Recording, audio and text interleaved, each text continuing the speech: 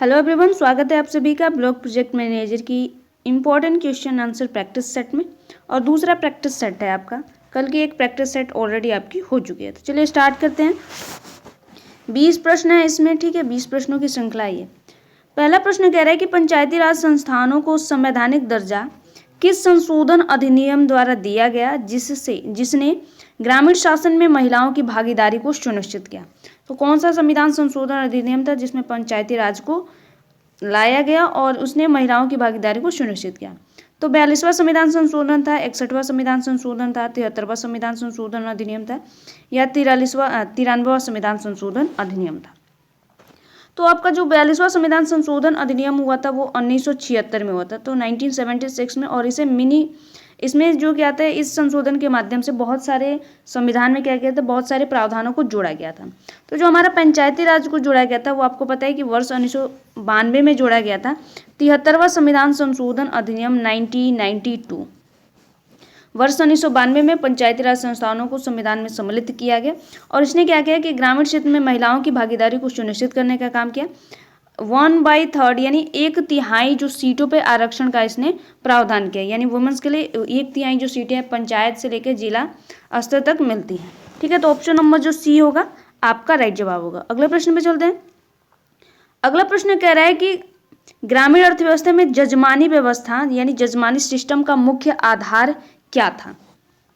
पहला ऑप्शन कह रहा है कि नगद विनिमय के माध्यम से सेवाओं का आदान प्रदान करना।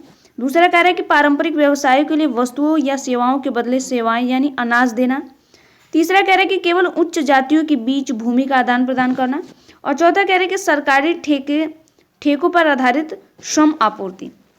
तो आपको पता है जो जजमानी सिस्टम होते हैं, आप जो होंगे किसी के तो जजमान जरूरी होंगे, ठीक है। क्या होता है कि एक ब्राह्मण होता है जो हमारे घर के पूजा पाठ वगैरह या जो भी रिचुअल्स वगैरह होती हैं वही सारे वो चीज़ें कराते हैं, तो वो आप क्या बोलते हैं उसको, आप उसके क्या होते हैं, जजमान होते हैं। तो यही जजमानी सिस्टम होता है। तो ये जो क्या होता है, इसमें नगद जो सेवाओं के माध्यम से आदान प्रदान नहीं होता है। ऐसे नहीं होता कि कैश वगैरह वो आएगा आपके घर पे और काम करेगा, आपको कैश दे के देना है, ऐसा नहीं होता है। आपको पता है कि इसमें क्या किया जाता है, पारंपरिक व्यवसाय की वस्तुओं या सेवाओं के बदले अनाज वगैरह दिया जाता है। जैसे अगर आपके एक कुम्हार होगा, वो भी जजमानी सिस्टम का उदाहरण है। वो आपके घर पे जो मिट्टी के बर्तन वगैरह कोई फंक्शन पड़ता है तो मिट्टी के बर्तन अगर आपको चाहिए तो वही आके देता है, ठीक है। तो वैसे ही एक ब्राह्मण भी होता है जो आपके घर के पूजा पाठ वगैरह कराते हैं, तो उनको क्या किया जाता है, पैसे भी दिए जाते हैं और प्लस में अनाज वगैरह और भी बहुत सारी चीज़ें उनको प्रोवाइड कराई जाती हैं, ठीक है। तो पारंपरिक व्यवसाय के आधार पर यानी ऑप्शन नंबर जो बी होगा यहाँ पे आपका राइट जवाब होगा। तो जजमानी सिस्टम आपको पता है ये कंसेप्ट क्या है। दूसरा कह रहा है कि ग्रामीण भारत में सामाजिक बहिष्कार यानी सोशल एक्सक्लूजन का सबसे स्पष्ट रूप से निचली जातियों पर लागू होता था, वह क्या था? जो सामाजिक बहिष्कार का जो उदाहरण प्रस्तुत करता था, आपको पता है कि कुछ जातियां थी, ऐसे डायग्राम करके हमने किया था, जिसमें ब्राह्मण, वैश्य, क्षत्रिय, वैश्य और शूद्र आते थे। उसके बाद एक नीचे 5वीं जाति आती थी जिसको समाज से क्या किया जाता था, बहिष्कृत करके रखा जाता था। तो वो कौन सी क्या थी वो जातियाँ? तो राजनीतिक दल बनाने से उनको रोकना था, या सार्वजनिक स्थानों जैसे कुआं, मंदिर या तालाबों तक पहुंच से वंचित कराना था, या केवल शहरों में नौकरी खोजने से रोकना था, या केवल अंग्रेजी शिक्षा प्राप्त करना था। तो अगर आप बात करें कि जो सामाजिक बहिष्कृत थे तो वो उनको क्या किया जाता था कि उन पर प्रतिबद्ध होता था। जैसे सार्वजनिक स्थानों के जैसे ये जो 4 ब्राह्मण, वैश्य, शूद्र जो थे, इनके जो एरियाज होते वो अलग होते थे। यानी यहाँ पे मान लीजिए एक झोपड़ी है, इसमें ब्राह्मण, वैश्य, शूद्र सभी रहते थे, और एक अलग गांव से दूर एक स्थान होता था जहाँ पे क्या होते थे, ये लोग सामाजिक बहिष्कृत जो लोग होते थे वो जिन्हें निम्न जातीय माना जाता था, जैसे दलित वगैरह हो गए, उनको माना जाता था, तो वो यहाँ पे रहते थे। तो वो इनके कुओं और तालाबों को नहीं छूते थे क्योंकि उन पर प्रतिबंध होता था कि, और ना ही वो गांव के आसपास भटकते थे, ठीक है। तो ऑप्शन नंबर बी यहाँ पे होगा कि कुओं, तालाबों या मंदिर के से वहाँ से उनको वंचित रखा जाता है। पूजा पाठ वगैरह भी वो नहीं करते थे क्योंकि सार्वजनिक जो मंदिर होते थे वो सिर्फ इन 4 वर्गों के लिए ही रिजर्व थे, इन वर्गों को नहीं दिया जाता था, यानी उनको कोई राइट्स वगैरह नहीं थे, ठीक है। तो ऑप्शन नंबर जो बी होगा यहाँ पे आपका राइट जवाब होगा। अगला प्रश्न कह रहा है कि औपनिवेशिक काल के दौरान ब्रिटिश सरकार द्वारा लगाए गए स्थायी बंदोबस्त यानी परमानेंट सेटलमेंट का सार्वजनिक नकारात्मक परिणाम क्या था। आपको पता है कि जो स्थायी बंदोबस्त है ये 1793 में लगाया गया था, ठीक है, स्थायी बंदोबस्त। इसका कह रहा है कि इसका नकारात्मक प्रभाव क्या पड़ा था उस टाइम पे। तो कृषि भूमि का मशीनीकरण में वृद्धि हुआ था, या जमींदारों का उदय और किसानों का पर उनका शोषण। तीसरा कह रहा है कि भारत का औद्योगिक विकास, और चौथा कह रहा है कि ग्रामीण क्षेत्रों में साक्षरता दर में वृद्धि।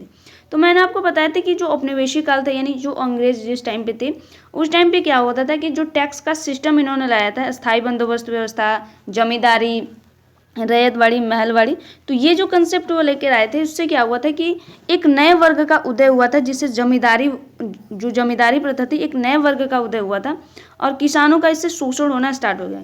क्योंकि जो टैक्स का एक टाइम फिक्स होता था कि इतने टाइम पर इतना टैक्स आपको पेड करना है, तो अगर किसान वगैरह क्या करते थे, टैक्स उन्होंने अगर समय पर नहीं पूरा किया, नहीं भेजा, तो क्या होता था उनकी ज़मीन जो थी वो छीन लेते थे, और वो जो ज़मीन छीनते थे वो उसको क्या करते थे, बाद में नीलाम कर देते थे, और जो धनी वर्ग थे वो उसको खरीद लेते थे, ठीक है। तो इससे क्या हुआ कि एक जमींदारी प्रथा का उन्मूलन, जो उदय होना प्रारंभ हो गया था, और जो जमींदार वगैरह थे उन्हीं के पास ज़्यादा भूमि आकर इकट्ठा हो गई थी, यानी उस टाइम पे जो पैसे वाला वर्ग था उसी के पास भूमि का केंद्र होने लगा बजाय किसानों की, ठीक है। तो ऑप्शन नंबर जो बी है यहाँ पे आपका राइट जवाब होगा। अगला कह रहा है कि ग्रामीण अर्थव्यवस्था के विविधीकरण, डाइवर्सिफिकेशन में गैर कृषि गतिविधियों यानी नॉन फार्मिंग एक्टिविटी के महत्व को बढ़ाने के लिए भारत सरकार की सबसे महत्वपूर्ण पहल कौन सी है। तो पहला ऑप्शन कह रहा है कि केवल हरित क्रांति को बढ़ावा देना है। दूसरा कह रहा है कि महात्मा गांधी राष्ट्रीय ग्रामीण रोजगार अधिनियम यानी मनरेगा को बढ़ावा देना है, या पारंपरिक व्यवसाय पर पूर्ण प्रतिबंध को लागू करना है, या शहरों में उद्योगों को बंद करना है। तो डाइवर्सिफिकेशन में आपको पता है जो गैर कृषि गतिविधियां यानी नॉन फार्मिंग एक्टिविटीज़ को महत्व कौन है, तो महात्मा गांधी राष्ट्रीय ग्रामीण रोजगार अधिनियम के माध्यम से ये प्रदान किया जाता है। इसमें आपको पता है कि 100 डे की जो होती है, आपको 100 दिनों तक अकुशल शारीरिक श्रम प्रदान किया जाता है, यानी इसमें किसी भी कौशल प्रशिक्षण की आपको आवश्यकता नहीं होती, और 100 दिनों की मिलता। अगर आप अपने पंचायत में जाकर कहते हैं कि आपको जो है मनरेगा के तहत काम चाहिए, तो वो आपको 15 दिनों के भीतर क्या करेंगे, काम प्रोवाइड करा कर देंगे। अगर काम नहीं प्रोवाइड कराते हैं तो आपको क्या होता है कि बेरोजगारी भत्ता उसका मिलेगा, ठीक है। तो ये 15 दिनों के भीतर काम प्रोवाइड करा जाता है, और 100 दिनों का अकुशल शारीरिक श्रम मिलता है इसके तहत। तो ऑप्शन नंबर जो बी होगा यहाँ पे आपका राइट जवाब होगा। अगले प्रश्न पे चलते हैं। अगला कह रहा है कि ग्रामीण समाज पर भूमंडलीकरण यानी ग्लोबलाइजेशन का प्रभाव क्या है। आपको पता है कि वर्ष 1991 में 1991 के तहत उदारीकरण, निजीकरण और भूमंडलीकरण को अपनाया गया था इकोनॉमी में, अर्थव्यवस्था में, क्योंकि उस टाइम की जो अर्थव्यवस्था भी वो चरमरा गई थी, ठीक है। हमारे पास उस टाइम पे 1991 में क्या था, केवल 7 दिन तक का पैसा चला था, इन्हें पूरे भारत को चलाने के लिए बस 7 डेज के जो उनके पास फाइनेंशियल कंडीशन थी। तो उस टाइम पे क्या किया गया था कि IMF के दिशा निर्देशों के, यानी जब हमने IMF से कर्ज लिया था तो उसने कुछ शर्तें लागू की थी, जिसके तहत हमने भूमंडलीकरण, ठीक है, ग्लोबलाइजेशन, भूमंडलीकरण और लिबरलाइजेशन वगैरह को अपनाया था। तो यहाँ पे कह रहा है कि इसका प्रभाव क्या पड़ा ग्रामीण समाज पे। तो गांव में पारंपरिक हस्तशिल्प की मांग में भारी कमी हुई। दूसरा कह रहा है कि कृषि उत्पादों के लिए वैश्विक बाजार तक पहुंच और मूल्य जोखिमों में वृद्धि हुई। तीसरा कह रहा है कि सभी किसानों को समान आय सुनिश्चित हुई, और चौथा कह रहा है कि ग्रामीण साक्षरता दर का उन्मूलन हुआ। तो आपको पता है जब भूमंडलीकरण अपनाया गया यानी ग्लोबलाइजेशन को जब अपनाया गया, तो इससे क्या हुआ कि कृषि उत्पादों पर वैश्विक बाजार तक पहुंच और मूल्य जोखिम में वृद्धि हुई। क्योंकि क्या हुआ कि जो अब यहाँ पे पहले क्या होता था कि जो मार्केट हमारा है, अब यहाँ पे विदेशी भी आकर, यानी विदेशी सामान भी, आपको पता है कि इस टाइम पे जो मार्केट का हाल है वहाँ पे चाइना से, आउट ऑफ कंट्री से ही सारे सामान है। हमारी इंडिया की कोई भी प्रोडक्ट आपको ढूंढिएगा तो जल्दी नहीं मिलते, अगर आप कुछ भी खरीदते हैं तो वो आउट ऑफ कंट्री का ही होता है। तो इससे यही प्रभाव हुआ कि जो यहाँ के उद्योग धंधे थे वो पूरी तरह से चौपट होने लगे, या उनकी जो वैल्यू थी वो गिरती गई और मूल्य जोखिम का खतरा बढ़ता है। तो ऑप्शन नंबर जो बी होगा यहाँ पे इसका राइट जवाब होगा। अगले प्रश्न पे चलते हैं। अगला कह रहा है कि आधुनिक ग्रामीण भारत में अंतरजातीय विवाह और बढ़ती संख्या किस सामाजिक परिवर्तन को दर्शाती है। ना अंतरजातीय यानी इंटरकास्ट जो मैरिज होती है उसकी जो संख्या बढ़ रही है वह जो है किस परिवर्तन को दर्शा रही है, ये पूछ रहा है। तो जाति पंचायतों की शक्ति में वृद्धि हो रही है। दूसरा कह रहे हैं कि केवल शिक्षा के स्तर में कमी हो रही है। तीसरा कह रहा है कि जाति व्यवस्था के पारंपरिक कठोर नियमों का कमजोर होना और सामाजिक गतिशीलता में वृद्धि हो रही है। चौथा कह रहा है कि महिलाओं का राजनीतिक भागीदारी से दूर होना। तो आपको पता है जो अंतरजातीय विवाह होते हैं यानी इंटरकास्ट मैरिज होते हैं, उसमें जाति पंचायतों की शक्ति में वृद्धि नहीं हो रही, उसकी जो उसकी शक्ति है उसकी पावर में कमी हो रही है। पहले क्या होता था कि जाति पंचायत अगर किसी आप आउटर जो दूसरी कास्ट से अगर मैरिज करते तो आपको जाति से बहिष्कृत कर दिया जाता था, लेकिन अभी ऐसा नहीं होता है, तो यानी जो होती है जाति पंचायती की जो शक्ति थी उसमें कमी आ रही है। तो पहला ऑप्शन ये होगा। केवल शिक्षा के स्तर में कमी, तो नहीं, ये शिक्षा के स्तर में कमी नहीं है, शिक्षा के स्तर में बढ़ोतरी के कारण ऐसा हो रहा है। दूसरा यहाँ पे अगर बात करें तो ऑप्शन नंबर यहाँ पे तीसरा राइट जवाब होगा। जाति व्यवस्था के जो पारंपरिक कठोर नियमों का कमजोर होना और सामाजिक गतिशीलता में वृद्धि, यानी इस टाइम के जो पारंपरिक आपको जो रूल्स रेगुलेशन थे जो कास्ट वगैरह के, जैसे आपको खाने वगैरह पे भी प्रतिबंध था, आप मांस वगैरह का सेवन नहीं कर सकते थे, ठीक है, कुछ जातियों को करना होता था और वो जातियाँ क्या होती थी, समाज से बहिष्कृत रहती थी, ठीक है। और जो आपको पता है कि इंटरकास्ट मैरिज आपको अलाउ नहीं था, यानी अपनी ही जाति में विवाह करना होता था। और समाज में आपको क्या होता था, आपका एक जातिगत पेशा होता था, आप जिस जाति से होते थे उसी जाति का आपको पेशा करना पड़ता था, यानी जो उनका एक पेशा होता था, यानी बिजनेस जो होता है या जो काम वो करते थे। तो ये जो क्या है कि इस टाइम पे क्या है कि जो अंतर्जातीय विवाह बढ़ोतरी हो रही है, इसका मेन परिवर्तन क्या है, तो जाति व्यवस्था के जो पारंपरिक नियम थे, रूल्स रेगुलेशन थे, वो अभी कमजोर हो रहे हैं और सामाजिक गतिशीलता यानी सोशल मोबिलाइजेशन में वृद्धि हो रही है, ठीक है। तो ऑप्शन नंबर जो सी है यहाँ पे आपका राइट जवाब होगा। अगला प्रश्न कह रहा है कि ग्रामीण क्षेत्रों में गरीबी का एक प्रमुख कारण विभेदक संपत्ति स्वामित्व यानी डिफरेंशियल एसेट्स ओनरशिप क्यों है। तो पहला ऑप्शन कह रहा है कि केवल क्योंकि ग्रामीण क्षेत्रों में केवल शहरी सरकारी संपत्ति मौजूद है। दूसरा कह रहे हैं क्योंकि कृषि योग्य भूमि और पूंजी जैसे उत्पादक संपत्तियां कुछ ही अमीर परिवारों के हाथों में केंद्रित हैं। तीसरा कह रहे हैं कि क्योंकि गरीबी रेखा अत्यधिक ऊंची निर्धारित की गई। और चौथा कह रहे हैं कि ग्रामीण लोग केवल सेवा क्षेत्र में कार्यरत हैं। तो यहाँ पे संपत्ति विभेदक स्वामित्व यानी डिफरेंशियल एसेट ओनरशिप क्यों है, तो आपको पता है कि अभी हमने देखा कि जो स्थायी बंदोबस्त लाया गया था, स्थायी बंदोबस्त के कारण क्या हुआ था कि किसानों की जो ज़मीनें थी वो चली गई क्योंकि वो टाइम पे टैक्स पेड नहीं कर पाते थे।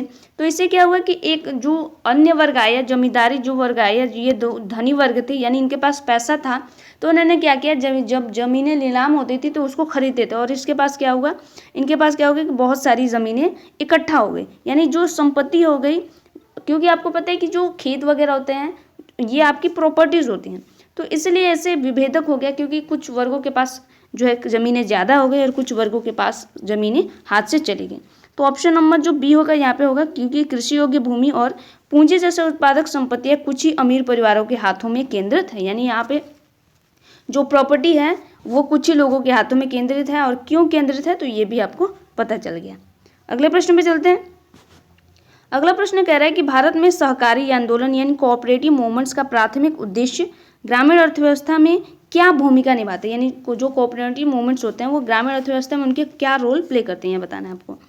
तो पहला कह रहा है कि ग्रामीण राजनीति में केवल बड़े भूस्वामियों को लाभ पहुंचाना होता है। दूसरा कह रहा है कि छोटे किसानों या उत्पादकों को बिचौलियों के शोषण से बचाना और सामूहिक शक्ति देना होता है।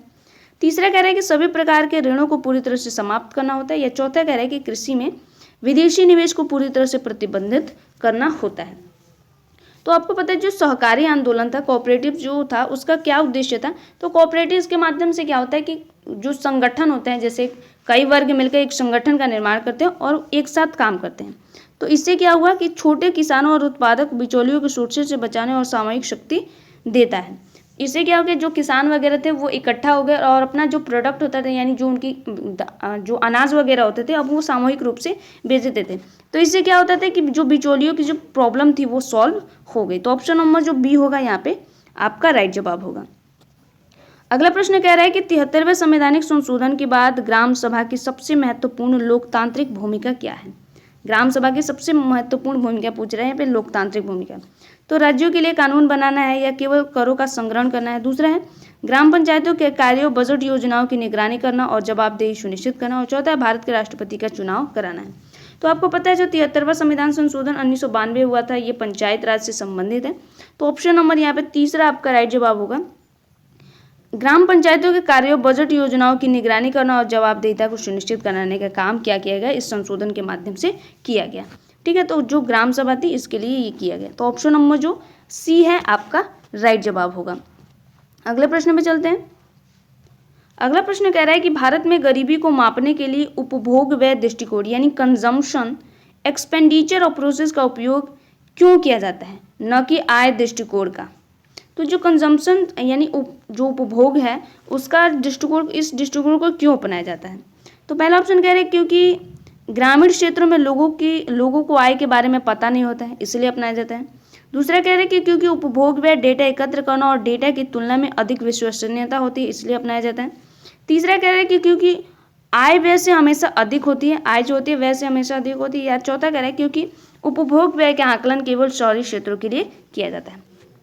तो आपको पता है व्यय दो प्रकार के होते हैं, एक आय व्यय होता है, एक उपभोग व्यय होता है। तो यहाँ पे एक्सपेंडिचर यानी व्यय जो उपभोग व्यय दृष्टिकोण को क्यों अपनाया जाता है, तो ये ऑप्शन नंबर बी होगा, क्योंकि उपभोग व्यय का डेटा एकत्र करना आय डेटा की तुलना में सबसे अधिक विश्वसनीय होता है। यानी आप जितना पैसा खर्च कर रहे हैं उसका आपके पास डेटा जरूर मिल जाएगा वक्त और इसके कि आपकी इनकम की। ठीक है, तो ऑप्शन नंबर जो बी होगा यहाँ पे आपका राइट जवाब होगा, ऑप्शन नंबर बी। अगले प्रश्न पे चलते हैं। अगला प्रश्न कह रहा है कि हरित क्रांति के कारण ग्रामीण भारत में किस सामाजिक समूह का उदय हुआ जिसने सामाजिक आर्थिक परिदृश्य को बदला। तो आपको पता है कि हरित क्रांति आई थी खेती यानी ये कृषि से संबंधित है।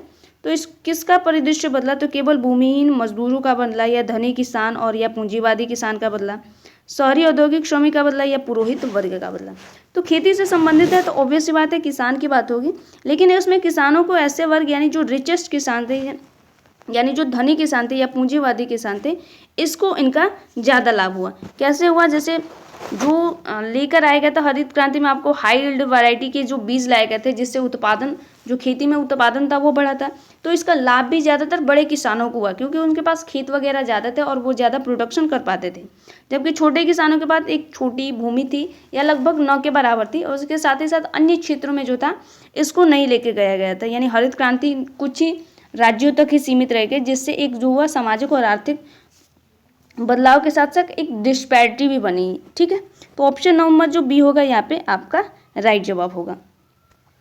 अगला प्रश्न कह रहा है कि दलितों के उत्थान और सशक्तिकरण के संदर्भ में डॉक्टर भीमराव अंबेडकर का सबसे महत्वपूर्ण योगदान क्या था। यहाँ पे ध्यान रखना है कि दलितों के उत्थान की बात करें और सशक्तिकरण, इसमें दलित के साथ साथ वुमेन्स को भी आप जोड़ सकते हैं। ठीक है, तो उसमें डॉक्टर BR अम्बेडकर का महत्वपूर्ण योगदान क्या था। तो केवल अंतरजातीय विवाह को बढ़ावा देना था, या जाति व्यवस्था को चुनौती देना और वंचितों के लिए संवैधानिक आरक्षण सुनिश्चित करना। तीसरा कह रहा है कि ब्रिटिश शासन का समर्थन करना है, या चौथा है शहरी क्षेत्रों में ही बसने का आग्रह करना। तो जो इसका राइट जवाब होगा आपको पता है कि जाति व्यवस्था को चुनौती देना और वंचित वर्गों के संवैधानिक आरक्षण सुनिश्चित का। आपको पता है कि संविधान में आपको बहुत सारे राइट्स मिलते हैं। ठीक है, फंडामेंटल राइट्स के साथ साथ फंडामेंटल ड्यूटीज़ भी आपकी राइट्स भी हैं और कर्तव्य भी हैं। जैसे आपको जो होता है अनुच्छेद 14 से आपका फंडामेंटल राइट स्टार्ट होता है, उसमें बहुत सारे आपको प्रावधान किए गए, जैसे छुआछूत वगैरह से लेकर दलितों के उत्थान, आपको समानता का जो अधिकार मिलता है आर्टिकल 14 के तहत समानता का अधिकार मिलता है। ठीक है, आर्टिकल 17 के तहत यानी 17 के तहत आपको छुआछूत पे प्रतिबंध है, और अनुच्छेद 21 के तहत आपको जो जीवन की स्वतंत्रता वगैरह मिलती है। फिर बलात्श्रम वगैरह 22 और 23 जो होता है। ठीक है, उसके साथ साथ आपको धार्मिक स्वतंत्रताएं भी मिलती है 25 से लेकर अनुच्छेद 25 से लेकर 27 और 28 तक। और उसके साथ साथ अन्य जो वर्ग होते हैं जैसे हमारी जो जनजातियां हैं उनके लिए भी प्रावधान किया गया। तो इन्होंने विशेष तौर पर चुनौतियां दी, जाति व्यवस्था को चुनौती दी और वंचित वर्गों के संवैधानिक आरक्षण को सुनिश्चित किया इन्होंने। ठीक है, तो आपको पता है कि आप जो हैं पहले क्या होता था कि आपको कोई राइट्स वगैरह नहीं थे। जैसे आपको पता है कि अभी हमने देखा कि कुछ वर्गों को क्या किया गया था कि पूजा पाठ वगैरह से वंचित कर दिया गया था। तो अभी ऐसा नहीं है, अगर आपको कोई मंदिर में जाने से रोकता है तो आप कॉन्स्टिट्यूशन यानी संविधान का सहारा ले सकते हैं। आर्टिकल 25 के तहत जाएंगे आप। ठीक है, संविधान में कि ये क्योंकि ये आपके मौलिक अधिकार का हनन कर रहा है। ठीक है, तो अभी ये जो सारी चीज़ें मिली हैं ये आपको एक बेहतर जीवन प्रदान करने यानी संविधान के माध्यम से आपको एक बेटर लाइफ प्रोवाइड कराई जाती है।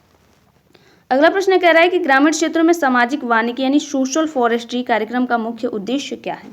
पहला ऑप्शन कह रहा है कि केवल इमारती लकड़ी का उत्पादन करना, या दूसरा कह रहा है पर्यावरण की सुरक्षा करना और ग्रामीण समुदायों की ईंधन, चारा और छोटे वन उत्पादों की आवश्यकताओं को पूरा करना। तीसरा कह रहा है कि ग्रामीण क्षेत्रों में औद्योगिक इकाइयों की स्थापना करना, और चौथा कह रहा है कि कृषि योग्य भूमि को पूरी तरह से जंगल में बदल देना। तो आपको पता है जो सामाजिक वानिकी होती है यानी सोशल जो फॉरेस्ट्री होती है, यानी जैसे आप अपने क्षेत्रों में आपको पेड़ वगैरह लगाने को मिलता है, पैसा आपको गवर्नमेंट की तरफ से मिलता है या आप भी खुद भी लगाते हैं। तो ये जो होता है आपकी ऑप्शन नंबर 20 का राइट जवाब होगा।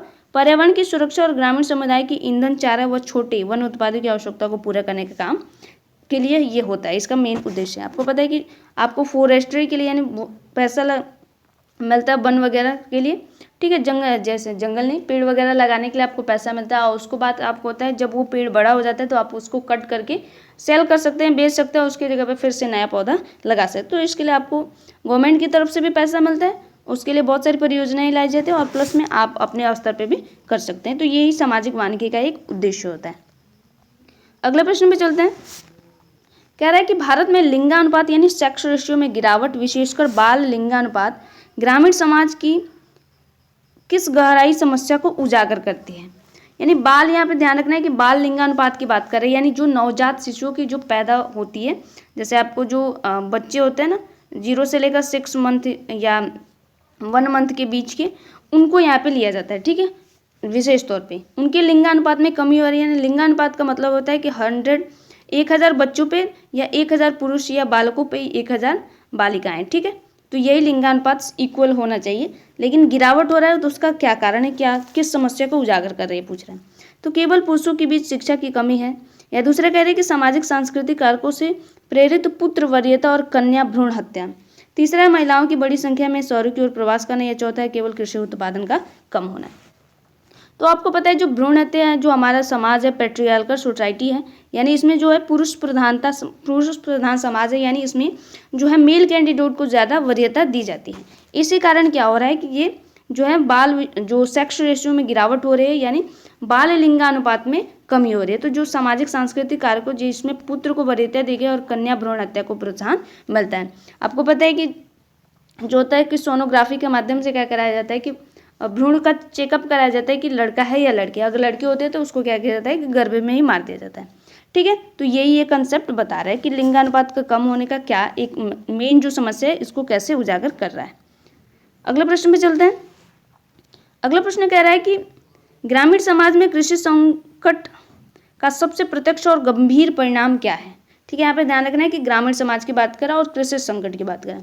तो जाति के लोगों का राजनीतिक प्रभुत्व का बढ़ना, या किसानों द्वारा आत्महत्याएं और बड़े पैमाने पर ग्रामीण शहरी प्रवास। तीसरा कह रहा है कि केवल सरकारी नौकरियों की संख्या में कमी, और चौथा कह रहा है कि औद्योगिक क्षेत्र में भारी वृद्धि।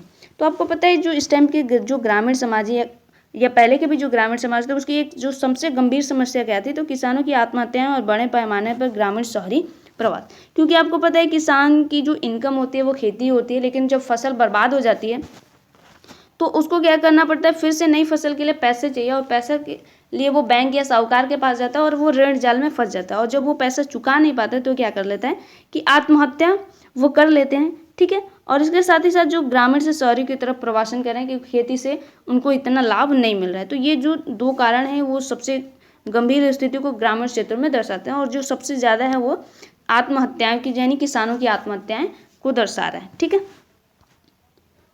अगला प्रश्न कह रहा है कि भारत में गरीबी की गहनता यानी इंटेंसिटी ऑफ पॉवर्टी को मापने के लिए HRC यानी हेड काउंट्स रेशियो की तुलना में कौन सा सूचकांक बेहतर है। तो गिनी गुणांक है, बहुआयामी गरीबी सूचकांक है, साक्षरता दर है, जन्म मृत्यु दर है। तो आपको पता है कि गरीबी की जो गहनता होती है वो किसके माध्यम से बहुत अच्छे से की जाती है, जांच की जा सकती है, तो बहुआयामी गरीबी सूचकांक। इसमें आपकी फाइनेंशियल कंडीशन के साथ साथ आपके हेल्थ वगैरह यानी आपके जीवन स्तर, आपकी शिक्षा वगैरह को भी सम्मिलित किया जाता है। तो ये जो होता है गरीबी के बहुत सारे डायमेंशंस को आंकने की कोशिश करता है, और इसलिए ये सबसे बेस्ट होता है। तो ऑप्शन नंबर जो बी होगा यहाँ पे आपका राइट जवाब होगा। अगला प्रश्न कह रहा है कि ग्रामीण भारत में जाति आधारित व्यवसायों जैसे कुम्हार या लोहार के पतन में किस कारण ने सबसे अधिक योगदान दिया है। तो आपके जो क्षेत्र में कुम्हार या लोहार होंगे उनके जो स्थिति में गिरावट या उनकी जो व्यवसाय तो उसके पतन में क्या कारण योगदान है। तो कह रहा है कि ग्रामीण लोगों का केवल कृषि में वापस आना, या दूसरा कह रहा है कि आधुनिक किसानों ने बने सस्ते और बड़े पैमाने के उत्पादों की उपलब्धता, या जाति पंचायतों द्वारा इन व्यवसाय पर प्रतिबंध लगाने, या शिक्षा का अभाव। तो आपको पता है जो इनके पतन का एक जो मेन कारण है क्या है, तो ऑप्शन नंबर बी होगा। आधुनिक कारखानों में बने सस्ते और बड़े पैमाने के जो उत्पाद होते हैं। अभी आपको पता है कि आप जब भी सामान खरीदने जाते हैं तो आप देखते हैं कि कौन सी चीज़ें सस्ती होती हैं। तो जो कुम्हार व या लोहार जो कुम्हार है, आपको पता है कि दिया वगैरह या जो भी मिट्टी के बर्तन बनाते हैं वो अपने हाथों से बनाते हैं, तो वो उनकी जो प्राइस होती है थोड़ी सी ज़्यादा होती है जो कंपनीज वगैरह से आती हैं उनकी तुलना में। या आपको जैसे अभी आप दिवाली आ रहा है तो आप क्या करेंगे कि आप दिया जलाने के बजाय कैंडल वगैरह का यूज़ ज़्यादा करते हैं। तो इससे क्या हो रहा है, जो कुम्हार हैं जो दिया वगैरह बनाते हैं, ऐसे बहुत सारे एड्स भी आपने देखे होंगे कभी टीवी वगैरह में या आपकी फ़ोन वगैरह पे भी चल रहे हैं कि उनके दिया नहीं बिकता। तो ये जो मेन कारण होता है कि हम क्या करते हैं कि सस्ती चीज़ों की तरफ ज़्यादा प्रोवाइड हो जाते हैं, या जो आधुनिक चीज़ें होती हैं क्योंकि वो सस्ती होती हैं, वो बल्क में उपलब्ध होती हैं, बल्क में कारखानों में बनती है और ईजिली बनती है, तो हम उसी की तरफ शिफ्ट होते जा रहे हैं, जिससे उनके जो पतन का एक मेन कारण है। उसके साथ ही साथ जो लोहार वगैरह है उनका जो भी बिजनेस है वो भी इसी कारण से चौपट हो जा रहा है, क्योंकि जो वो बनाते हैं वो थोड़ी सी महंगी होती है और आपको मार्केट जो आपको सामान मिलेगा यानी जो कंपनीज वगैरह देती हैं वो सस्ती होती हैं थोड़ी सी। तो इसीलिए क्या होता है कि इनका जो पतन हो रहा है। तो ऑप्शन नंबर जो बी होगा यहाँ पे आपका राइट जवाब होगा। तो इस दिवाली सोचिएगा कि आप कैंडल जलाने की जगह आप दिया ही जलाएं, ठीक है। इससे क्या होता है कि ये लोग भी बहुत मेहनत करते हैं, कुम्हार जो होते हैं ये लोग भी बहुत मेहनत करते हैं, तो इनको भी थोड़ा सा तो लाभ मिलना चाहिए हैप्पी दिवाली की तरफ से। अगला प्रश्न कह रहा है कि तेंदुलकर समिति ने गरीबी रेखा को परिभाषित करने के लिए किस महत्वपूर्ण बदलाव का सुझाव दिया है।